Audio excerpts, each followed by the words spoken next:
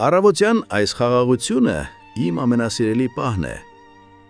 երբ բնությունը նոր է արթնանում, իսկ օդը լցված է թարմ բուրմունքով և մաքուր օդով։ Այսօր եկել ենք հավաքելու մեր ձեռքով աճեցրած վարունգը։ Գիտեք, վարունգ աճեցնելը իսկական համբերություն է պահանջում։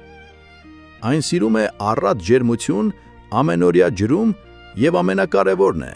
մաքուր բնական հող ու արդյունքն ակնհայտ է։ Թփերը կանաչ են, առողջ, իսկ վարունգները պինդ ու խրթխրթան, հենց այնպիսին, ինչպիսին պետք է մեր թթվի համար։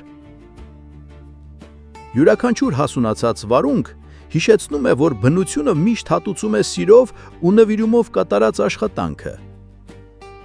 Ամեն տարի այս օրերին գյուղերում սկսվում է պահածոների պատրաստման եռուզեռը։ Տանտիկինները հավաքում են այգու բերքը, լվանում, տեսակավորում և սկսում պատրաստել ձմռան պաշարները։ Տների մառանները լցվում են տարբեր տեսակի պահածոներով, լոլիկի մածուկով, կոմպոտներով, մուրաբաներով և իհարկե տնական թթուներով, որոնք ձմռան ամիսներին հայկական սեղանի անբաժան մասն են դառնում։ Յուրաքանչյուր ընտանիք ունի իր բաղադրատոմսը, որը փոխանցվել է ծնողներից երեխաներին, իսկ նրանք էլ իրենց երեխաներին։ Թարմ այգու բերքից պատրաստված թթուն միշտ առանձնանում է իր բնական համով ու բույրով։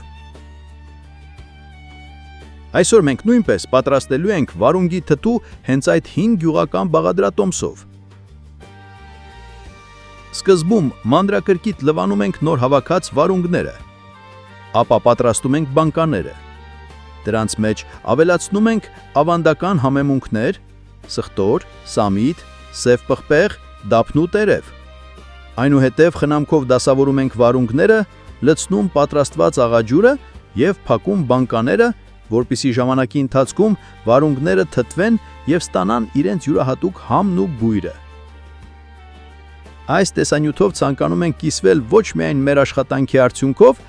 այլև գյուղական կյանքի գեղեցիկ ավանդույթներով, որոնք տարիներ շարունակ պահպանվել են մեր ընտանիքում։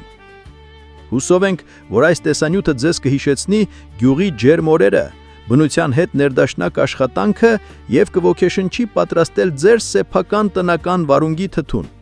Դիտեք մինչև վերջ և միասին պատրաստենք համեղ, բնական և իսկական գյուղական վարունգի թթու։